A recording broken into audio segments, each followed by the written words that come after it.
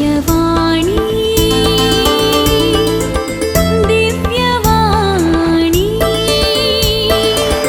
ದಿವ್ಯವಾಣಿ ದಿವ್ಯವಾಣಿ. ಯೇಸುವೆ ಸ್ತೋತ್ರ, ಯೇಸುವೆ ವಂದನೆ. ಆತ್ಮೀಯ ಸಹೋದರ ಸಹೋದರಿಯರೇ, ಕೀರ್ತನೆಯೊಂದಿಗೆ ನಮ್ಮ ಪ್ರಾರ್ಥನೆ ಈ ಒಂದು ಸುವಾರ್ತೆಗೆ ನಿಮಗೆಲ್ಲರಿಗೂ ಸ್ವಾಗತ, ಸುಸ್ವಾಗತ. ಒಂದು ನಿಮಿಷ ನಾವೆಲ್ಲರೂ ಜೊತೆ ಸೇರಿ ಪ್ರಾರ್ಥಿಸೋಣ. ಸ್ತುತಿಗಳ ಮಧ್ಯೆ ವಾಸಿಸುವ ತಂದೆಯಾದ ದೇವರೇ, ನಿಮ್ಮ ನಾಮಕ್ಕೆ ಅನಂತ ಕೋಟಿ ಸ್ತೋತ್ರಗಳು. ಈ ದಿನ ನಾವು ಧ್ಯಾನಿಸುವ ಕೀರ್ತನೆಯೊಂದಿಗೆ ಪ್ರಾರ್ಥನೆಯನ್ನು ಆಶೀರ್ವದಿಸಿ, ಈ ಕೀರ್ತನೆಗಳ ವರದಾನ ಆಶೀರ್ವಾದ ನಮಗೆಲ್ಲರಿಗೂ ಲಭ್ಯವಾಗಲಿ. ನಮಗೆ ಸೌಖ್ಯ ಸಿಗಲಿ ಮತ್ತು ಎಲ್ಲ ಕೇಡಿನಿಂದ, ಆಪತ್ತಿನಿಂದ, ವಿಪತ್ತಿನಿಂದ ನಮ್ಮನ್ನು ರಕ್ಷಿಸಿ ಕಾದು ರಕ್ಷಿಸಿರಿ. ಯೇಸು ನಾಮದಲ್ಲಿ ನಾವು ಪ್ರಾರ್ಥಿಸುತ್ತೇವೆ, ಆಮೆನ್. ಆತ್ಮೀಯರೇ, ನಾವು ತೆಗೆದುಕೊಳ್ಳೋಣ ಕೀರ್ತನೆ 32. ಯಾರ ಪಾಪ ಪರಿಹಾರವಾಗಿದೆಯೋ, ಯಾರ ದ್ರೋಹ ವಿಮೋಚನೆಯಾಗಿದೆಯೋ ಅವರೇ ಧನ್ಯರು. ಯಾರ ಅಪರಾಧವನ್ನು ಪ್ರಭು ಎಣಿಸಿಲ್ಲವೋ, ಯಾರಂತರಂಗದಲ್ಲಿ ಕುತಂತ್ರವಿಲ್ಲವೋ ಅವರೇ ಧನ್ಯರು. ಪಾಪ ನಿವೇದನೆ ಮಾಡದೆ ಮೌನದಿಂದಿರಲು ದಿನವೆಲ್ಲ ನರಳಿ ಸವೆದು ಹೋದವು ನನ್ನೆಲುಬುಗಳು. ಪ್ರಭುವಿನ ಶಿಕ್ಷಾಹಸ್ತ ನನ್ನ ಮೇಲೆ ಭಾರವಾಗಿತ್ತು ಹಗಲಿರುಳು. ಬೇಸಿಗೆಯ ನೀರಿನಂತೆ ಬತ್ತಿ ಹೋಗಿತ್ತು ನನ್ನ ಶರೀರದ ತಿರುಳು. ಆಗ ನಿವೇದಿಸಿದೆ ನಿನಗೆ ನನ್ನ ಪಾಪವನು, ಮರೆ ಮಾಡಲಿಲ್ಲ ನಿನ್ನಿಂದ ನನ್ನ ದ್ರೋಹವನು. ಪ್ರಭು ಮುಂದೆ ನನ್ನ ತಪ್ಪುಗಳನ್ನೊಪ್ಪಿಕೊಳ್ಳುವೆ ಎಂದೆನು, ಆಗ ನೀ ಪರಿಹರಿಸಿದೆ ನನ್ನ ಪಾಪ ದೋಷವನು. ಎಂತಲೇ ಭಕ್ತರೆಲ್ಲರೂ ನಿನ್ನ ಪ್ರಾರ್ಥಿಸಲಿ ಸಕಾಲದಲ್ಲಿ, ಹುಚ್ಚುವಳೆ ಉಕ್ಕಿ ಬಂದಾಗ ನೀ ಸಿಕ್ಕಲಿಲ್ಲವೆನ್ನದಿರಲಿ.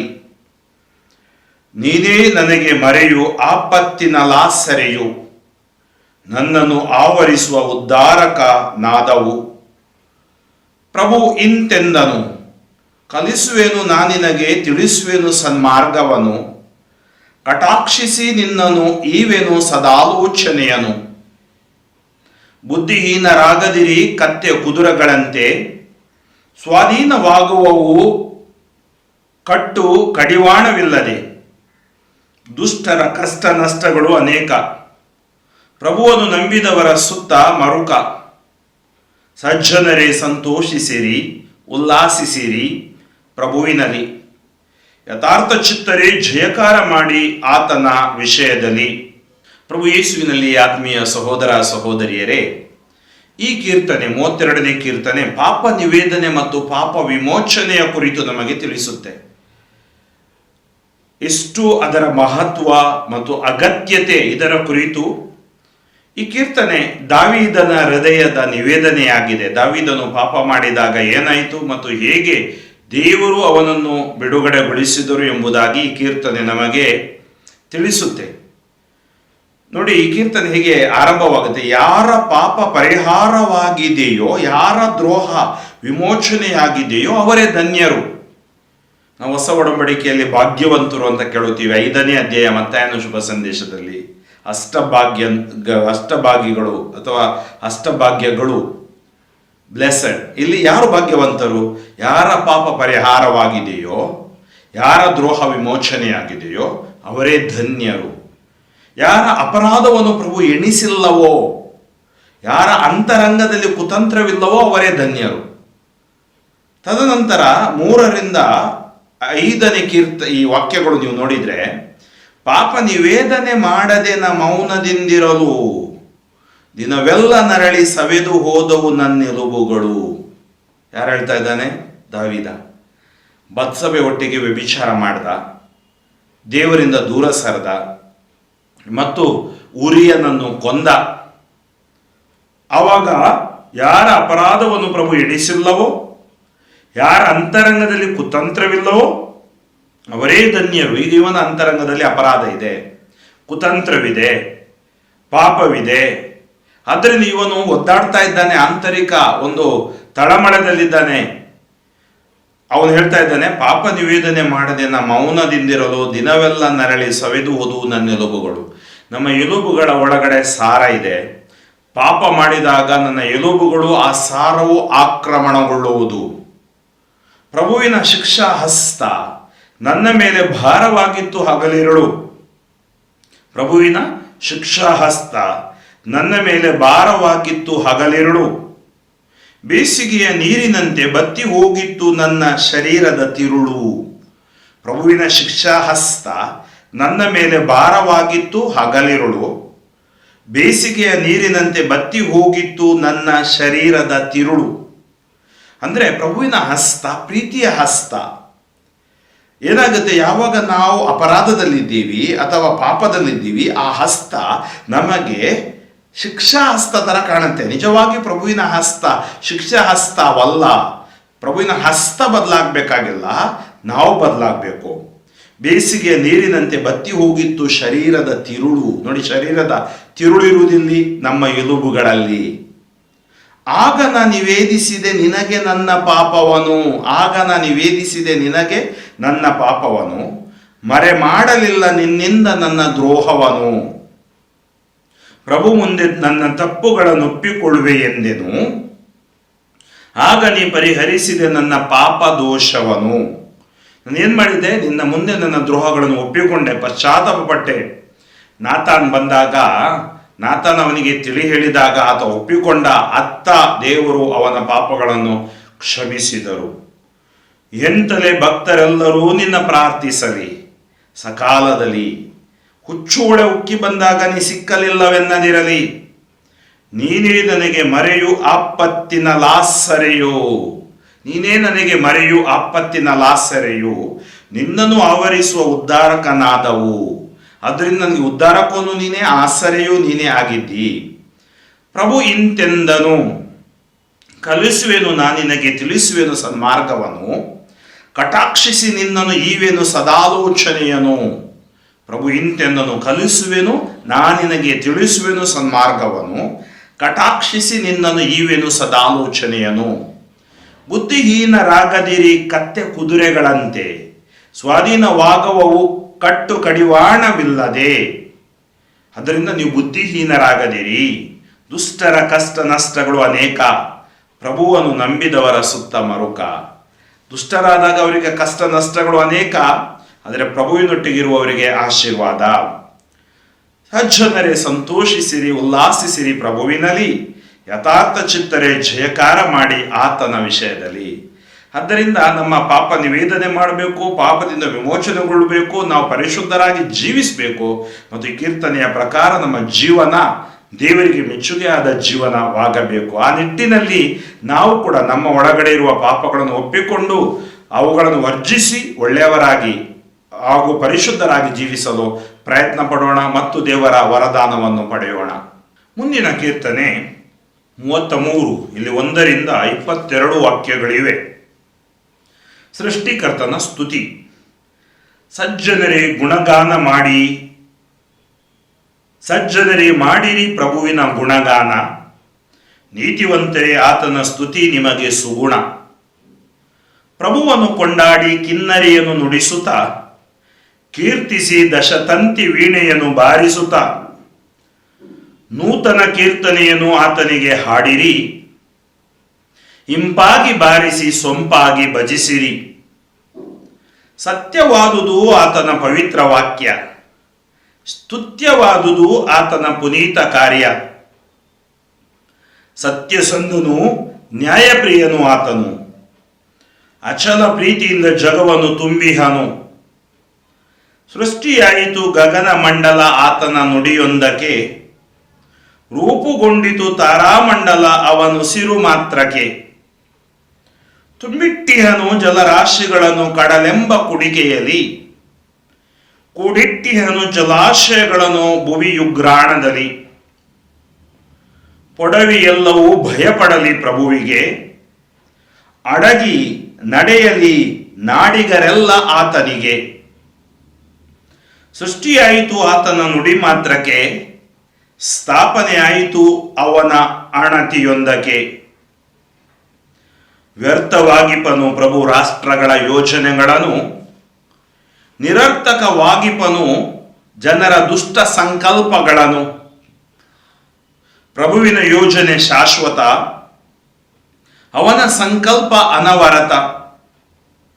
ಪ್ರಭುವನ್ನು ದೇವರಾಗಿ ಪಡೆದ ಜನಾಂಗ ಧನ್ಯ, ಸಜ್ಜನರಾಗಿ ಆತನಾಯ್ದುಕೊಂಡ ಜನತೆ ಧನ್ಯ. ವೀಕ್ಷಿಸುತ್ತಿಹನು ಪ್ರಭು ಸಮಸ್ತವನು ಪರದಿಂದ, ಲಕ್ಷಿಸುತ್ತಿಹನು ಮನುಷ್ಯರನ್ನು ಸಿಂಹಾಸನದಿಂದ.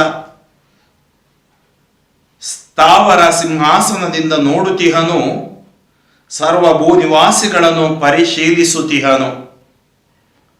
ಅವರೆಲ್ಲರ ಹೃದಯಗಳನ್ನು ನಿರ್ಮಿಸಿದಾತನವನು, ಅವರವರ ಕೃತ್ಯಗಳನ್ನು ಪರೀಕ್ಷಿಸುತ್ತಿಹನು.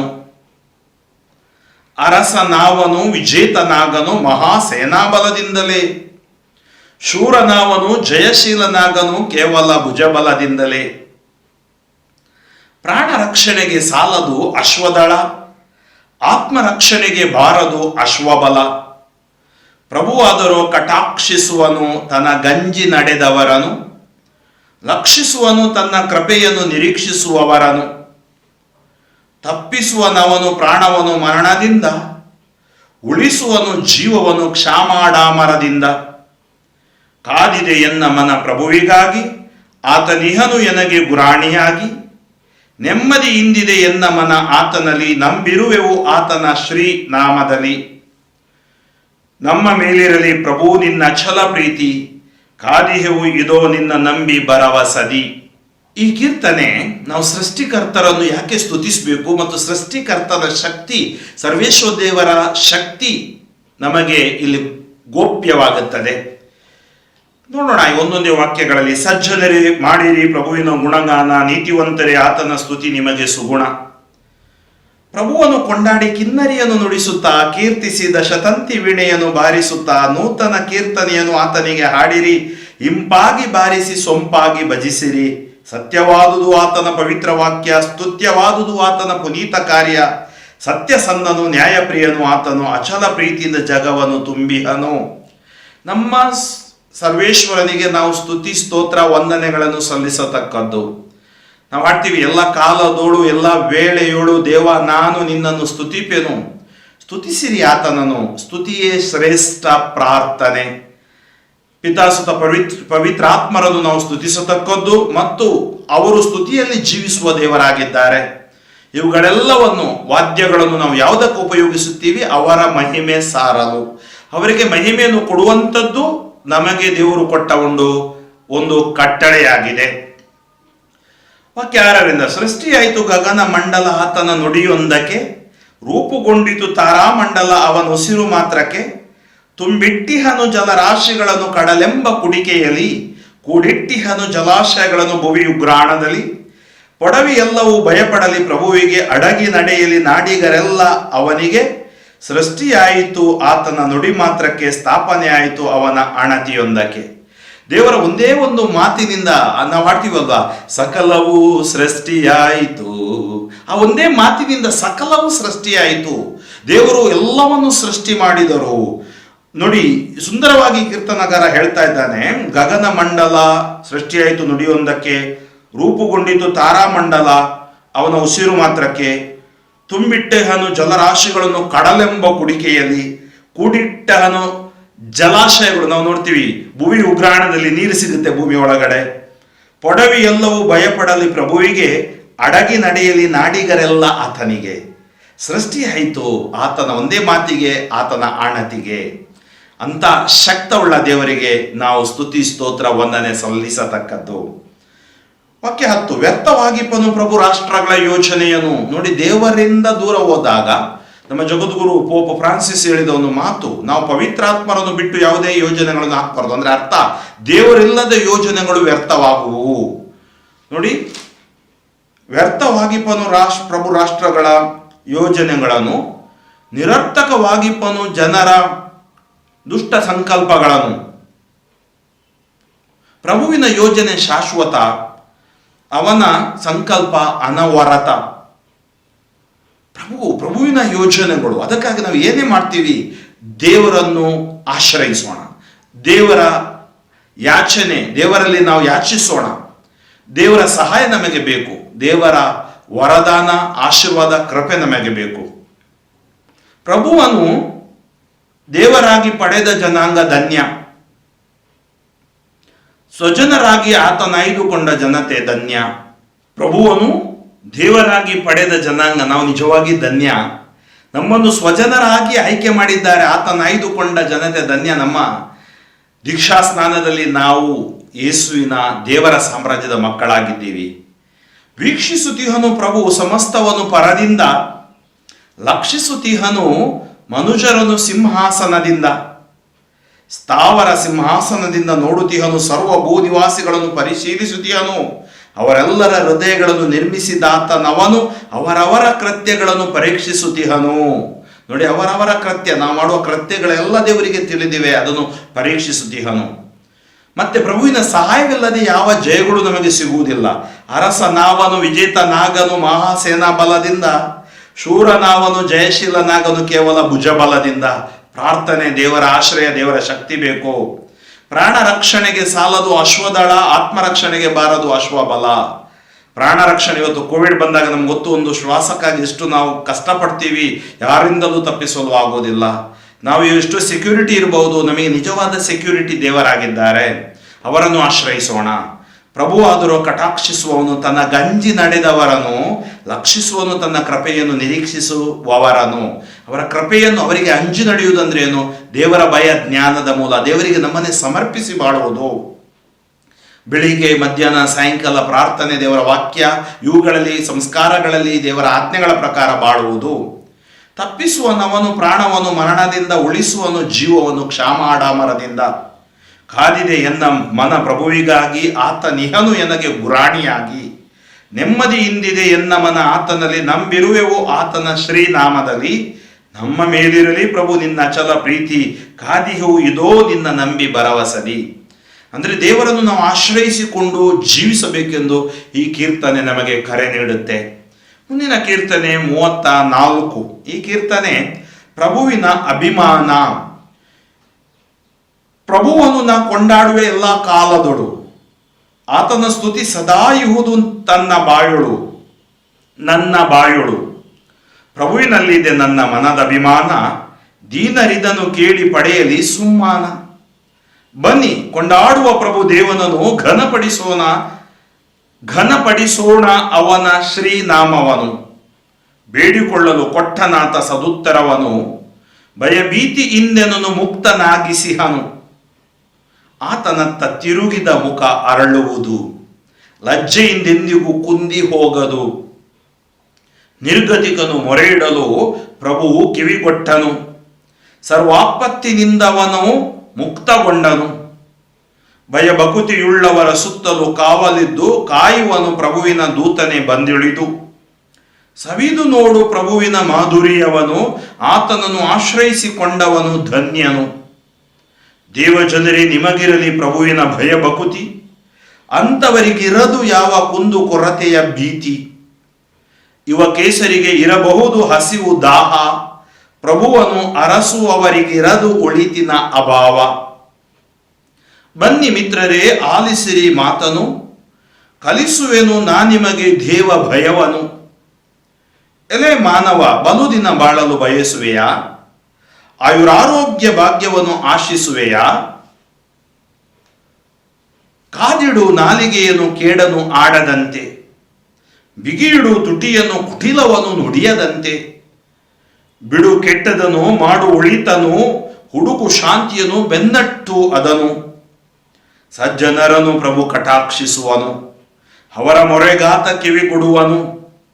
ದುರ್ಜನರಿಗಾದರೋ ಪ್ರಭು ವಿಮುಖನು, ಅವರ ಹೆಸರನ್ನು ಧರೆಯಿಂದ ಅಳಿಸುವನು.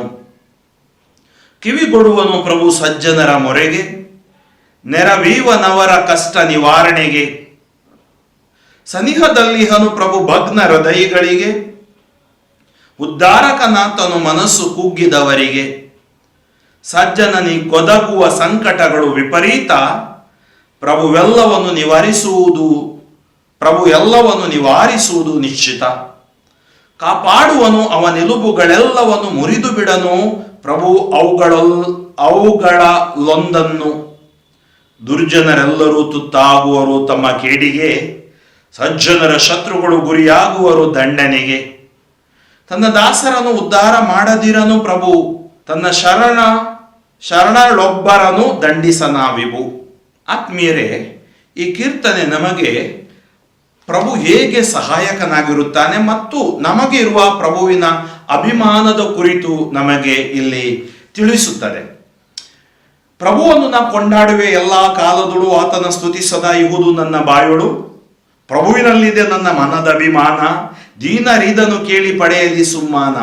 ಬನ್ನಿ ಕೊಂಡಾಡುವ ಪ್ರಭು ದೇವನನ್ನು, ಘನಪಡಿಸೋಣ ಅವನ ಶ್ರೀನಾಮವನು. ಬೇಡಿಕೊಳ್ಳಲು ಕೊಟ್ಟನಾಥ ಸದುತ್ತರವನು, ಭಯಭೀತಿ ಇಂದೆನ್ನನ್ನು ಮುಕ್ತ ನಾಗಿಸಿಹನು.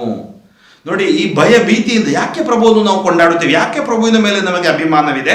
ಪ್ರಭು ನಮ್ಮನ್ನು ರಕ್ಷಿಸುತ್ತಾರೆ, ಪ್ರಭು ನಮ್ಮನ್ನು ಪೋಷಿಸುತ್ತಾರೆ, ಪ್ರಭು ನಮ್ಮನ್ನು ಮುನ್ನಡೆಸುತ್ತಾರೆ. ಪ್ರಭು ಎಂದೂ ಕೈ ಬಿಡುವುದಿಲ್ಲ.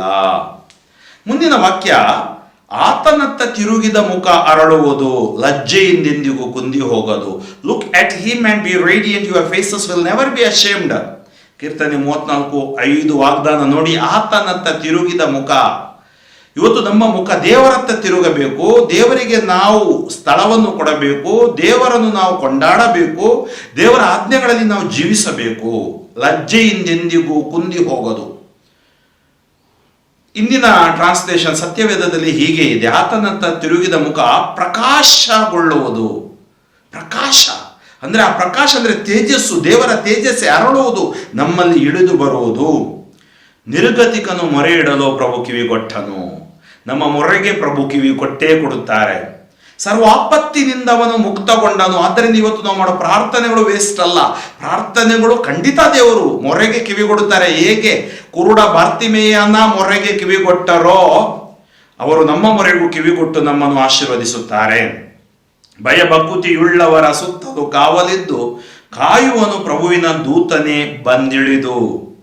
ಸವಿದು ನೋಡು ಪ್ರಭುವಿನ ಮಾಧುರ್ಯವನು, ಆತನನ್ನು ಕೊಂಡವನು ಧನ್ಯನು.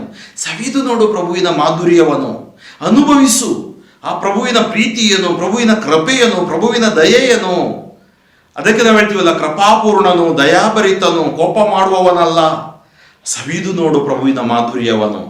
ದೇವರ ವಾಕ್ಯ ನಮಗೆ ಪ್ರಭುವಿನ ಮಾಧುರ್ಯವನ್ನು ತೋರಿಸಿಕೊಡುತ್ತೆ.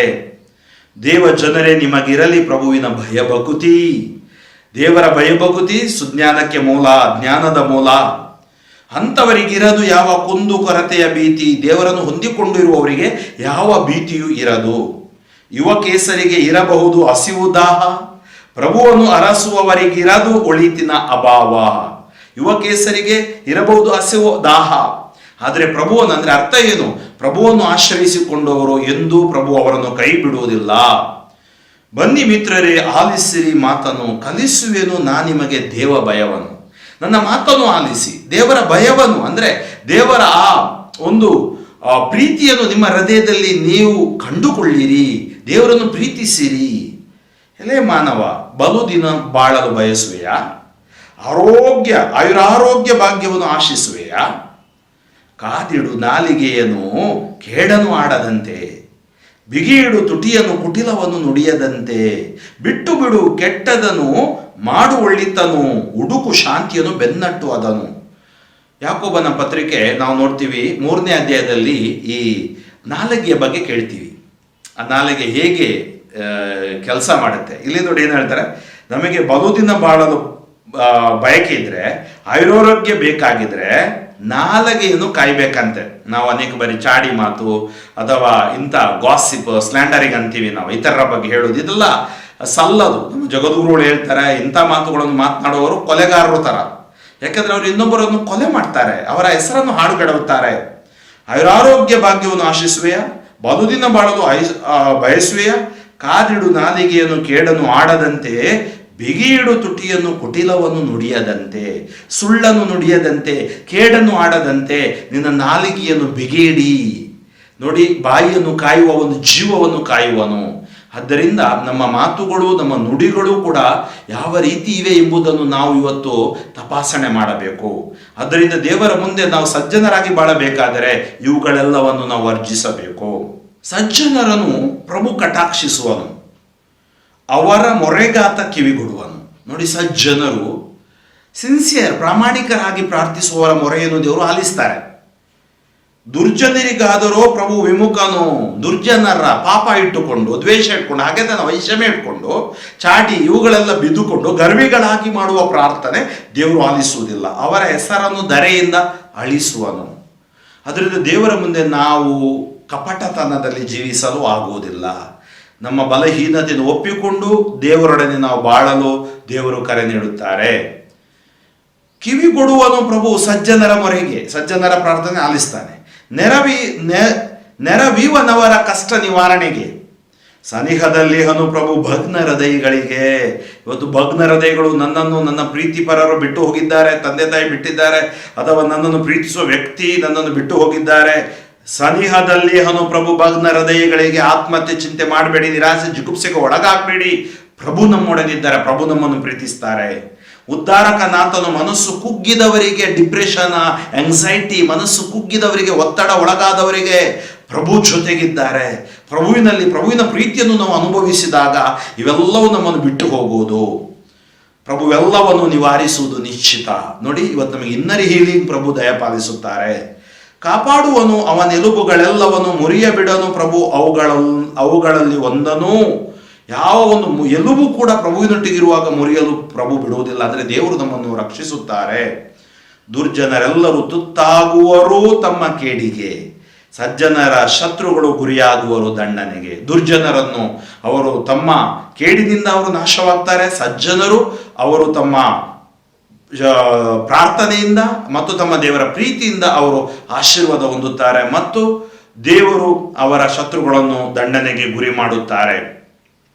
ತನ್ನ ದಾಸರನ್ನು ಉದ್ಧಾರ ಮಾಡದಿರನು ಪ್ರಭು, ತನ್ನ ಶರಣಳೊಬ್ಬರನ್ನು ದಂಡಿಸನ ವಿಭು. ಅಂದರೆ ತನ್ನ ದಾಸರನ್ನು ಅವರು ಕಾಯ್ತಾರೆ, ಶರಣರನ್ನು ಅವರು ರಕ್ಷಿಸುತ್ತಾರೆ. ಒಂದು ವೇಳೆ ಅವರು ದಂಡಿಸಿದರೂ ನಮ್ಮನ್ನು ಪ್ರೀತಿಸಿ ರಕ್ಷಿಸುತ್ತಾರೆ. ಆತ್ಮೀಯರೇ, ಈ 3 ಕೀರ್ತನೆಗಳು ಇವತ್ತು ನಾವು ಧ್ಯಾನಿಸಿದೆವು. ಕೀರ್ತನೆ 32 ಪಾಪ ನಿವೇದನೆ ವಿಮೋಚನೆ, 33 ಸೃಷ್ಟಿಕರ್ತನ ಸ್ತುತಿ, 34 ಪ್ರಭುವಿನ ಅಭಿಮಾನ ಮತ್ತು ಪ್ರಭುವಿನ ಪ್ರೀತಿ, ದುರುಳರು ಸಜ್ಜನರು, ಇದರ ಕುರಿತು ನಾವು ಆಲಿಸಿದೆವು. ನಮ್ಮ ಜೀವನ ಈ ಕೀರ್ತನೆಯಲ್ಲಿ ಆಲಿಸಿದ ಪ್ರಕಾರ, ನಾನು ಹೇಳಿದ ಕೀರ್ತನೆಯೊಂದಿಗೆ ಪ್ರಾರ್ಥನೆ, ನಾವು ಈ ಕೀರ್ತನೆಗಳನ್ನು ಓದುವಾಗ ಮೆಲ್ಲನೆ, ಆದಷ್ಟು ಮೆಲ್ಲನೆ, ನಾನು ಇವತ್ತು ಒಂದು ಅರ್ಧ ಗಂಟೆಯಲ್ಲಿ ನಿಮಗೆ 3 ಅಥವಾ 4 ಕೀರ್ತನೆಗಳನ್ನು ನಿಮಗೆ ವಿವರಿಸುತ್ತೀನಿ ಮತ್ತು ಓದ್ತೀನಿ. ಆದರೆ ನಾವು ಓದುವಾಗ ಎಷ್ಟು ಇನ್ನೂ ಮೆಲ್ಲನೆ ಓದಿ ಅದರ ಅರ್ಥ ನಾವು ಮೆಲ್ಲನೆ ಓದುವಾಗ ಪವಿತ್ರಾತ್ಮ ನಮಗೆ ಸಹಾಯ ಮಾಡ್ತಾರೆ. ಎಷ್ಟು ಆಳವಾಗಿ ಇದರಲ್ಲಿ ದೇವರ ಒಂದು ಕೃಪೆ, ಕರುಣೆ ಅಡಗಿದೆ ಮತ್ತು ಜ್ಞಾನ ಅಡಗಿದೆ ಎಂಬುದು ನಮಗೆ ತಿಳಿಸುತ್ತದೆ. ಕಣ್ಣುಗಳನ್ನು ಮುಚ್ಚೋಣ, ಪ್ರಾರ್ಥಿಸೋಣ. ಸ್ತುತಿಗಳ ಮಧ್ಯೆ ವಾಸಿಸುವ ತಂದೆಯಾದ ದೇವರೇ, ನಿಮ್ಮ ನಾಮಕ್ಕೆ ಅನಂತ ಕೋಟಿ ಸ್ತೋತ್ರಗಳು. ಇಂದು ನಾವು ಧ್ಯಾನಿಸಿದ ಈ ಕೀರ್ತನೆಗಳು 32, 33, 34 ಈ ಕೀರ್ತನೆಗಳ ವರದಾನ, ಆಶೀರ್ವಾದ ನಮ್ಮ ಮೇಲೆ ಇಳಿದು ಬರಲಿ. ನಮ್ಮ ದೇಹ, ಆತ್ಮ, ಮನಸ್ಸು ನಿಮಗೆ ವಿಧೇಯವಾಗಲಿ. ನಿಮಗೆ ವಿರೋಧ ಇರುವ ಎಲ್ಲ ಪಾಪ ಶಾಪಗಳು ದೇಹದಿಂದ, ಮನಸ್ಸಿನಿಂದ ಬಿಟ್ಟು ಬೂದಿಯಾಗಲಿ. ನಮ್ಮ ಅಂತರಂಗ, ಕಾನ್ಷಿಯನ್ಸ್, ಅನ್ಕಾನ್ಷಿಯಸ್, ಸಬ್ಕಾನ್ಷಿಯಸ್ ಮೈಂಡ್, ಅರಿವಿನ, ಅರ್ಧ ಅರಿವಿನ, ಅರಿವಿಲ್ಲದ ಅವಸ್ಥೆಗಳನ್ನು ನೀನು ತೊಳೆದು ಶುದ್ಧ ಮಾಡು ಪ್ರಭುವೆ. ನಿಮಗೆ ವಿಧೇಯನಾಗುವಂತೆ ನಮ್ಮನ್ನು ಮಾಡು ಪ್ರಭುವೆ. ಯಾವಾಗಲೂ ಸರ್ವಶಕ್ತರಾದ ದೇವರೇ, ನಿಮ್ಮನ್ನೇ ಹೊಂದಿಕೊಂಡು ಬಾಳುವ ವರವನ್ನು ಕರುಣಿಸು. ನಿಮ್ಮನ್ನು ಬಿಟ್ಟು ಅಗಲುವ ಕೆಟ್ಟ ಬುದ್ಧಿ ನಮಗೆ ಬಾರದಿರಲಿ.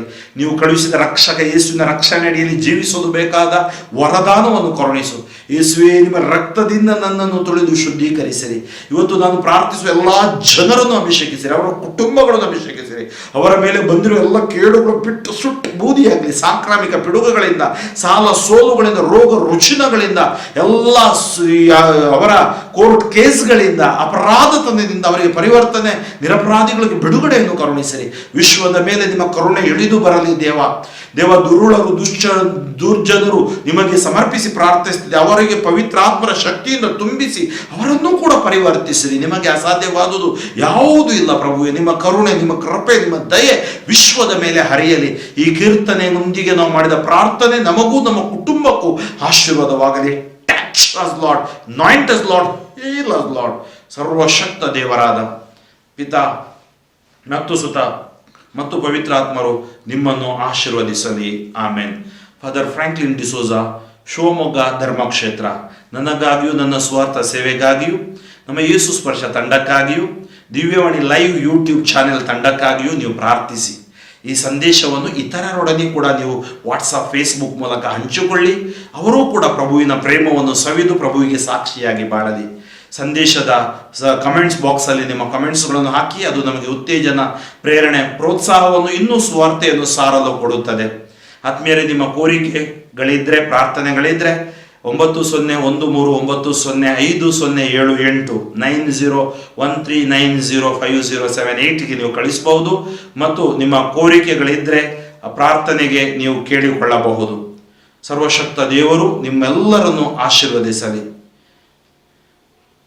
ಆಮೆನ್. ದಿವ್ಯವಾಣಿ